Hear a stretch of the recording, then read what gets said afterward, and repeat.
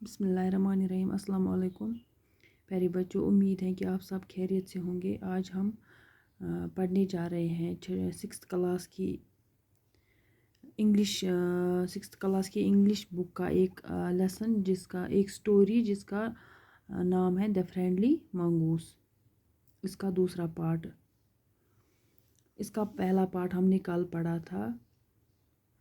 इसके पहले पार्ट को हम थोड़ा सा रिवाइज करते हैं आपको याद दिलाने के लिए।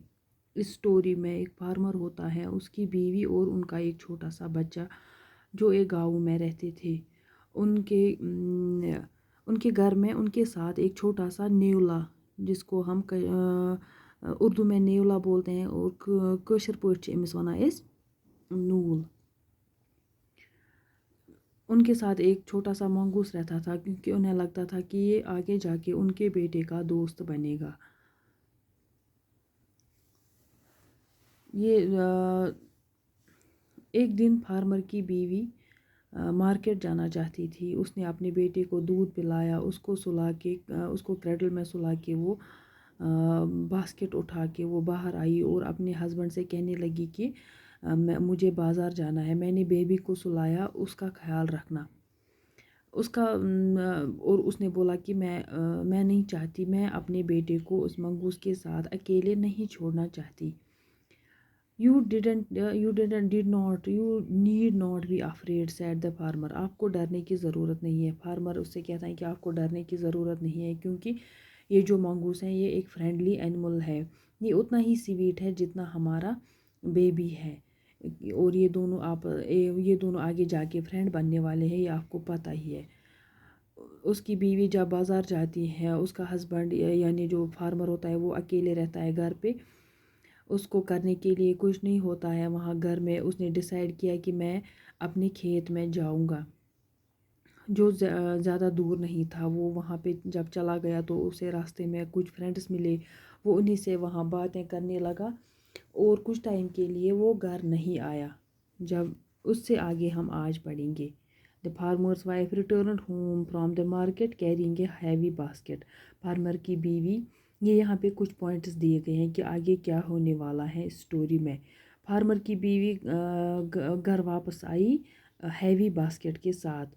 उसने she found the mongoose at the entrance of the house with blood on his face and paws. उसने घर के एंट्रेंस पे ही, यानी घर का जो फ्रंट दरवाज़ा होता है, वहाँ पे उसने मंगूस को देखा।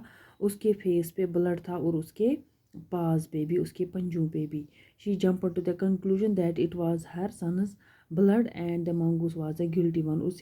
जब उसने मंगूस के फेस पे ब्लड देखा तो उसे ऐसे वो जल्दी जल्दी अंदर चली गई। उसे ऐसा लगा कि जैसे ये उसके बेटे का ब्लड था उस मंगूस के फेस पे और उसके पंजों पे।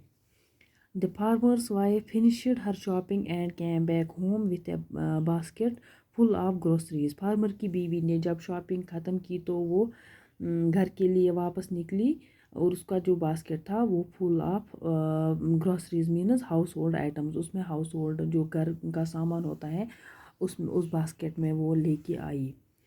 She saw the mongoose sitting outside as if waiting for her. उसने मंगूस को देखा बाहर, जैसे वो उस फार्मर की बीवी का इंतज़ार कर रहा था। On seeing her, he ran to welcome her. जब उसने फार्मर की वाइफ को देखा तो वो दौड़ के उसका वेलकम करने के लिए गया। एज वाज कस्टमरी, जो रूटीन में था, वो हमेशा के लिए उसका वेलकम करता था। The farmer's wife took a look at the mongoose and screamed blood she cried. Farmer की बीवी ने जब मंगूस की तरफ देखा, जब उसने मंगूस के फेस पे खून देखा, ब्लड देखा, वो रोने लगी। The face and paws of the mongoose were smeared with blood. Mongoose का फेस जो था और उसके पंजे जो थे वो खून से भरे हुए थे। You wicked animal, you have killed my baby, she screamed hysterically. She was blind with rage and with all her strength brought down the heavy basket full of groceries and on the blood smeared mongoose and ran inside to the child's cradle. उसने उस mongoose को बोला, you wicked animal, wicked मीनस शैतान, آپ نے میرے بیٹے کو مارا، آپ نے میرے بیبی کو مارا ہے. شی واز بلائنڈ وتھ ریج، وہ غصے میں اندھی ہو گئی تھی.